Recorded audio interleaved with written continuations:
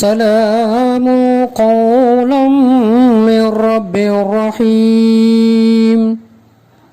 நிகரில்லா அன்புடையோன் இறைவனிடமிருந்து சாந்தி நிலவட்டும் என்று முகமன் கூறப்படும். எல்லா புகழும் புகழ்ச்சியும் நம்ம எல்லாம் படைத்து பரிபாலித்து கொண்டிருக்கிற வல்லநாயன் அல்லாஹ் சுப்ஹானஹு வ தஆலா ஒருவனுக்கே சொந்தமானது. அந்த ஈடில்லா இறையோனின் அருளும் சாந்தியும் கருணையும் இந்த அகிலத்திலே நியாயங்களை நிலைநாட்டி அநீதிகளை அப்புறப்படுத்திய அன்னலம் பெருமானார் ரசூலுல்லாஹி ஸல்லல்லாஹு அலைஹி வஸல்லம் அன்னவர்களின் மீதும்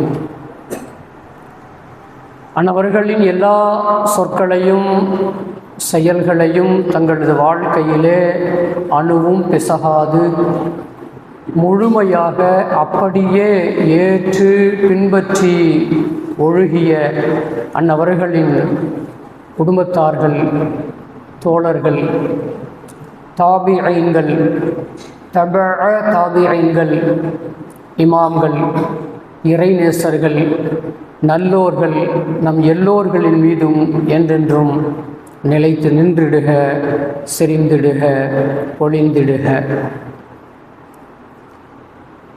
அன்பிற்கினிய அல்லாஹுடைய நல்லடியார்களே, தற்பொழுது இந்திய தேசத்திலே, அதுவும் குறிப்பாக தமிழகத்திலே எஸ்ஐஆர் தீவிர வாக்காளர் திருத்தம் அப்படின்னு சொல்லி ஒன்று கொண்டு வந்திருக்காங்க. அப்படிங்கிறத அநேகமாக நாம் எல்லோருமே அறிந்திருப்போம். அன்பிற்கினியவர்களே, தமிழ்நாடு, கேரளா, சத்தீஸ்கர் உட்பட இது போன்ற 12 மாநிலங்களிலே இந்த எஸ்ஐஆர் இப்பொழுது நடைமுறைப்படுத்துவதற்கான வேலைகளை துவங்கியிருக்கிறார்கள் என்பது நாம் எல்லோருமே அறிந்திருக்கிற செய்திதான். இந்த வாக்காளர் பட்டியல் சிறப்பு திருத்த பணிகள் நமக்கெல்லாம் தெரியும்.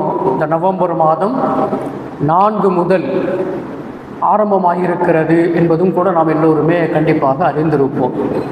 அன்பிற்கினியவர்களே, நவம்பர் 6 வரை என்ன செய்கிறாங்கன்னு சொன்னால், அடுத்து நவம்பர்லேருந்து டிசம்பர் 4 வரை அந்த ஃபார்மை வீடு வீடாக கொண்டு வந்து கொடுக்கறதாகவும், அதில் நம்ம எல்லோரும் என்ன செய்கிறோம்னு சொன்னால் அந்த ஃபார்மை சரியான முறையில் அதை பூர்த்தி செய்து கொடுக்க வேண்டும் என்பதும், அதே போல் நவம்பர் 6 மற்றும் 11ஆம் தேதிகளில் இந்த பீகார் மாநிலத்தில் கூட தேர்தல் நடக்குது அப்படிங்கிற செய்தியும், ஒரு கட்ட தேர்தல் முடிந்தது அப்படிங்கிற செய்தியும் கூட நாம் எல்லாமே அறிந்திருக்கிற செய்தி.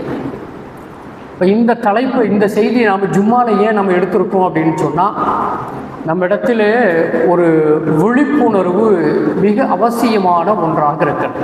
இது சம்பந்தமாக இந்த எஸ்ஐஆர் என்கிற இந்த விஷயத்திலே நிறைய அபாயங்கள் இருக்கிறது என்று சொல்லி சமூக ஆர்வலர்களும் படித்த பட்டதாரிகளும் அரசியல் கட்சியினுடைய அங்கத்தினர்களும் கூட அச்சப்படுகிற ஒரு நிலை. இதிலே நிறைய ஆபத்துக்கள் இருக்கிறது. உண்மையான வாக்காளர்கள் எல்லாம் வாக்களிக்கும் உரிமையை இழப்பது மட்டுமல்ல, இந்திய பிரஜை என்பதற்கே நிரூபிப்பதற்கே ஒரு கட்டத்திலே முடியாமல் போகிவிடும் என்கின்ற அச்சம் எல்லோருக்கும் இருக்கிறது என்பது அநேகமாக நாம் எல்லோருமே அறிந்திருப்போம். அதனுடைய அவசியத்தினுடைய அடிப்படையிலேயே நம்ம என்ன செய்கிறோம்னு சொன்னால், விழிப்புணர்வுக்காக வேண்டி இந்த ஜும்ஆவுடைய உரையை, இது சம்பந்தமான சில செய்திகள், நாம் எப்படி நடந்து கொள்ள வேண்டும், நாம் என்ன செய்ய வேண்டும் என்கிற ஒரு அவசியத்தை உணர வேண்டும் என்பதற்காக வேண்டியே நாம் இந்த செய்திகளை இங்கே பேச முன் வந்திருக்கிறோம். அன்பிற்கினியவர்களே, மக்களின் அச்சத்தை போக்க வேண்டியது ஆட்சியாளர்களுக்கும் தேர்தல் ஆணையத்திற்கும் இருக்கின்ற ஒரு கடமையான பொறுப்பாக இருக்கிறது. கட்டாய கடமை, அது ஒரு பொறுப்பு. மக்களுடைய அச்சத்தை போக்க வேண்டும். மக்களுக்கு இருக்கிற சம்பந்தமான அச்சம் என்னவோ அந்த அச்சத்தை போக்க வேண்டும். இது யாருக்கு பொறுப்பு என்று சொன்னால், மத்தியில் இருக்கிற ஆட்சியாளர்களுக்கும் தேர்தல் ஆணையத்திற்கும் அது மிக பொறுப்பான விஷயமாக இருக்கிறது. ஆனால் அவர்கள் அதை பற்றியெல்லாம் எந்த கவலையும் கொள்ளாமல், அதை பற்றியெல்லாம் அவர்கள் எந்த கவலையும், மக்களுடைய அச்சத்தை பற்றிய கவலை இல்லாமல் என்ன செய்றாங்கன்னு சொன்னா இந்த காரியத்தை நிறைவேற்றுவதிலேயே கண்ணும் கருத்துமாக அவர்கள் தீவிரமாக செயல்பட்டு கொண்டிருக்கிறார்கள் என்பது நாம் பார்க்க வேண்டிய ஒரு செய்தி. அன்பிற்கினியவர்களே, இந்த எஸ்ஐஆர் குறித்து வெகுஜன மக்களுக்கு சந்தேகம் ஏற்பட்டிருக்கிறது என்று எவ்வளவு எடுத்து சொன்னாலும் கூட அவர்கள் தங்களது காரியத்தை ஆற்றுவதிலேயே குறியாக இருக்கிறார்கள். காரணம் என்ன என்று அச்சப்படுபவர்கள் சொல்லுகிற செய்தியெல்லாம் என்னன்னு சொன்னா, உள்ளே போலி வாக்காளர்கள் நிறைய உள்ளே கொண்டு வரப்பட்டு யாருக்கு சாதகமாக செயல்பட வேண்டும் என்ற ஒரு தீர்மானம் எல்லாம் வாய்மொழியாக அங்காங்கே கொடுக்கப்பட்டு அது நிறைவேற்றப்பட்டு விடுமோ என்ற பயம் இருப்பதாகவும் அன்பிற்கினியவர்களே மக்களுடைய அச்சமாக இருந்து கொண்டிருக்கிறது என்பதை நாம் எல்லோருமே அநேகமாக கண்டிப்பாக தெரிந்திருப்போம். பாருங்க, பெருமானார் ஸல்லல்லாஹு அலைஹி வஸல்லம் அன்னவங்க எப்படி அச்சத்தை போக்கினார்கள், ஒரு ஆட்சியாளருக்கு எப்படி முன்மாதிரியாக திகழ்ந்திருக்கிறார்கள், இன்றைய இந்திய தேர்தல் அதிகாரிகளுக்கு எப்படி முன்மாதிரியாக நபி ஸல்லல்லாஹு அலைஹி வஸல்லம் அன்னவருடைய வாழ்க்கையில நிகழ்வுகள் நடந்திருக்கிறது என்பதை நாம் பார்க்கிற பொழுது அன்பிற்கினியவர்களே, அனஸ் ரலியல்லாஹு தஆலா அன்ஹு அறிவிக்கக்கூடிய ஒரு செய்தி, மதீனா நகரிலே ஒரு நாள் திடீரென மக்கள் எல்லாம் ஒரு இரவு நேரம் எல்லோரும் பரபரப்பாக இருக்கிறார்கள், பேசிக்கொள்ளுகிறார்கள். ஏதோ எல்லாரும் பேசிக்கிட்டு இருக்கிறாங்க. என்ன அப்படின்னு சொல்லி அனஸ் இல்லாமல் அறிவிக்கும் பொழுது, யாரோ எதிரிகள் படையெடுத்து மதீனாவுக்குள்ளே வரப்போகிறார்கள் என்ற ஒரு செய்தி என்ன செய்யறாங்கன்னு சொன்னா பரபரப்பாக எல்லோரும் பேசிக்கொண்டிருக்கிறார்கள். அப்படி பேசுற நேரத்தில் மக்கள் எல்லாம் தங்கள் இல்லங்களில் இருந்து இல்லத்தை விட்டுட்டு வெளியே தெருக்களிலே வந்து விட்டார்கள். மக்கள் எல்லாம் எங்க இருக்காங்க? இரவு நேரம், தூக்கத்திற்குரிய நேரம், படுக்கையின் நேரம்.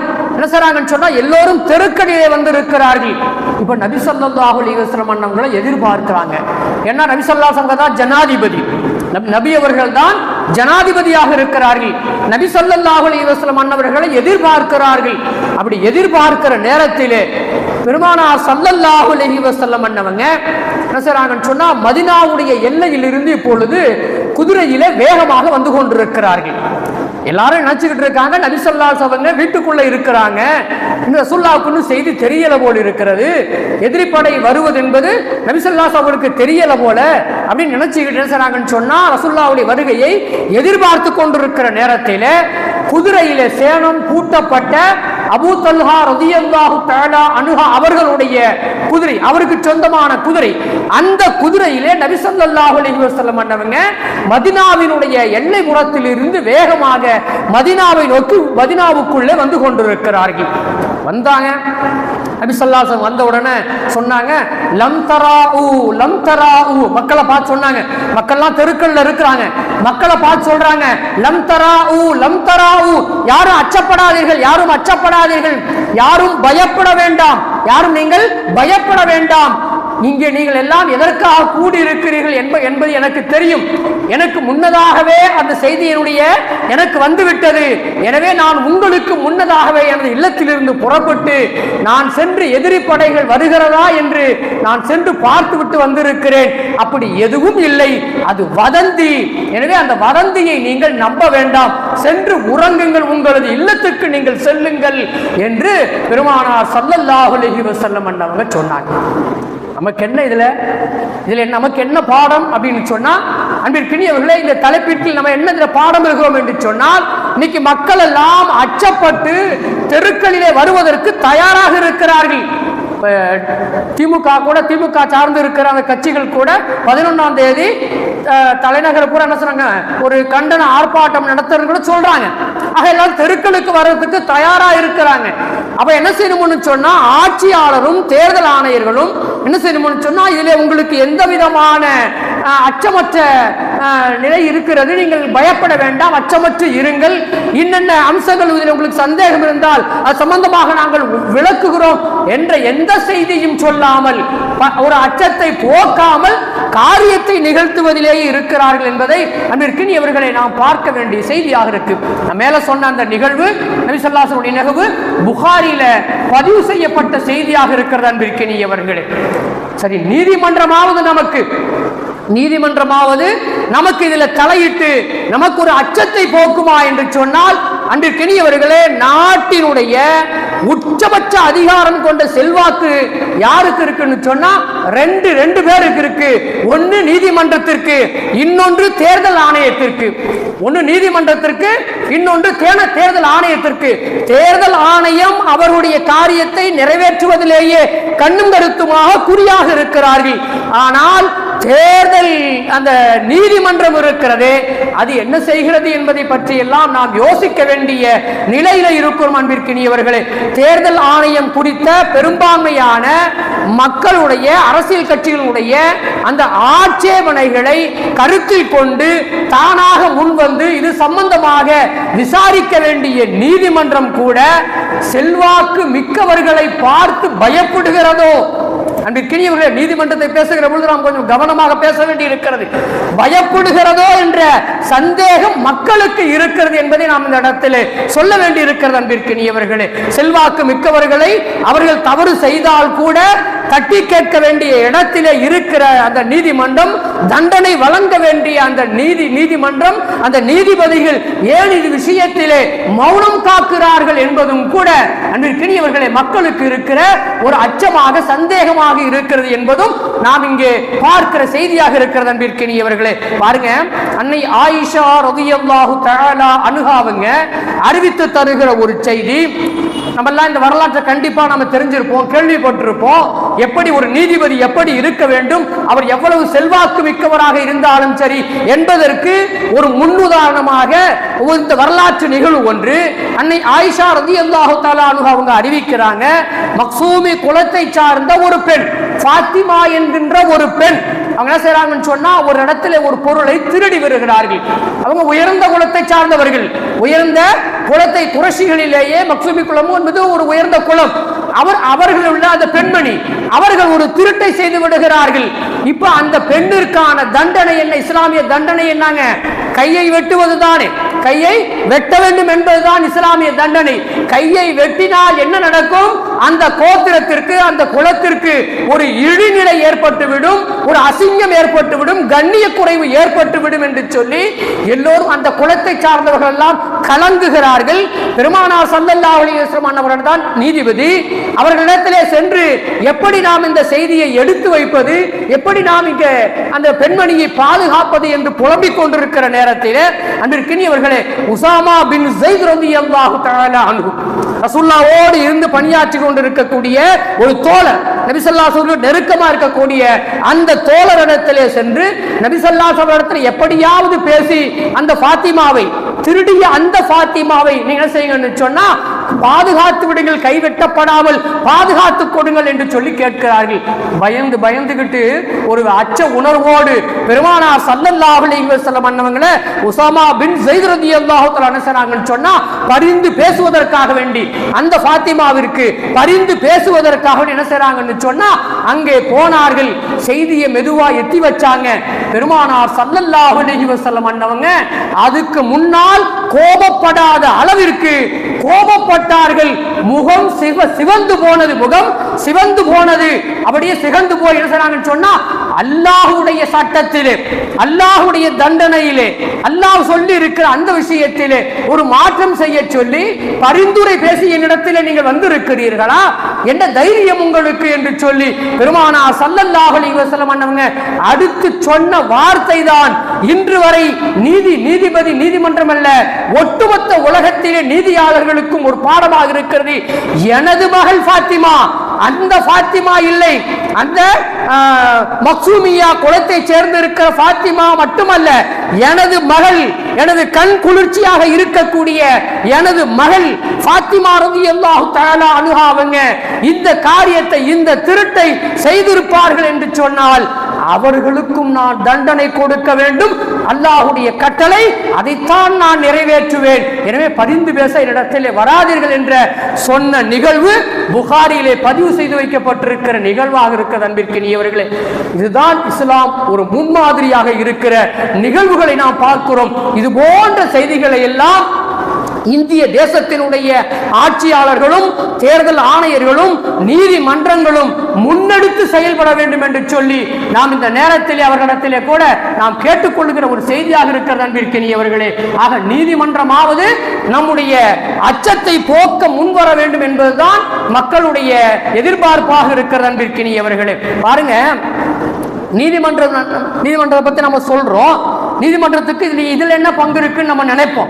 நீதிமன்றத்துக்கு என்ன பங்கு? தேர்தல் ஆணையம் என்பது அது ஒரு அதிகாரம் கொண்ட ஒரு அமைப்பு. அந்த அமைப்புல போய் நீதிமன்றம் எப்படி தலையிட முடியும் அப்படின்னு நாம நினைக்க முடியும். அன்பிற்கினியவர்களே, ரசூலுல்லாஹி ஸல்லல்லாஹு அலைஹி வஸல்லம் அவங்க சொன்னாங்க பாருங்க. ரசூல் ஸல்லல்லாஹு அலைஹி வஸல்லம் சொன்ன ஒரு செய்தியை பாருங்க. மனிஷ்தரா சரிகதன், மனிஷ்தரா சரிகதன் வஹுவ யஅலமு அன்னஹா சரிகத்துன். ஒரு திருடு, ஒரு திருட்டு பொருள், ஒரு திருட்டு பொருள், அது திருட்டு பொருள் என்று தெரிந்தே, திருடிய பொருள் என்று தெரிந்தே அந்த பொருளை ஒருவன் விலை கொடுத்து வாங்குவான் என்று சொன்னால், ஒரு பொருள் கம்மியா விலை கிடைக்குதுன்னு சொன்னா, ஒரு விலை உயர்ந்த பொருள் ஒருத்த கொண்டாந்து கம்மியா கொடுக்கறான் அப்படின்னு சொன்னா வாங்குறவனுக்கு தெரியும் இது திருடி கொண்டு வந்திருக்கிறான், இவன் திருடன் என்பதெல்லாம் இவனுக்கு தெரியும். ஒரு குறைந்த விலை கொடுத்து அதை வாங்குவான் என்று சொன்னால் இவனும் திருடனாக இருக்கிறான். யார் சொல்றாங்க? ரசூலுல்லாஹி ஸல்லல்லாஹு அலைஹி வஸல்லம் சொல்றாங்க. யார சொல்றாங்க? இவன் காசு கொடுத்து தான் வாங்குறான், அந்த பொருளை காசு கொடுத்து தான் வாங்கினாலும் கூட இவனுக்கு அது திருட்டு என்று தெரிந்த நிலையிலே அவன் வாங்குகிற காரணத்தினால் ஃபகது ஷரிக ஃபி ஆரிஹா வ இஸ்மிஹா, அதிலே அந்த திருட்டிலே இவனுக்கும் பங்கு இருக்கிறது. யாரு? குறைந்த விலை கொடுத்து வாங்குறான் பாருங்க, அல்லது தனக்கு ஒரு ஆதாயம் கிடைக்கும் என்று சொல்லி அதை பெற்றுக் கொள்ளுகிறான் பாருங்க, அவனுக்கும் அதிலே பங்கு இருக்கிறது. அவனுக்கும் அதிலே அந்த தண்டனையிலே பங்கு இருக்கிறது, அந்த பாவத்திலே அவனுக்கும் பங்கு இருக்கிறது என்று பெருமானார் ஸல்லல்லாஹு அலைஹி வஸல்லம் அவங்க சொல்றாங்க.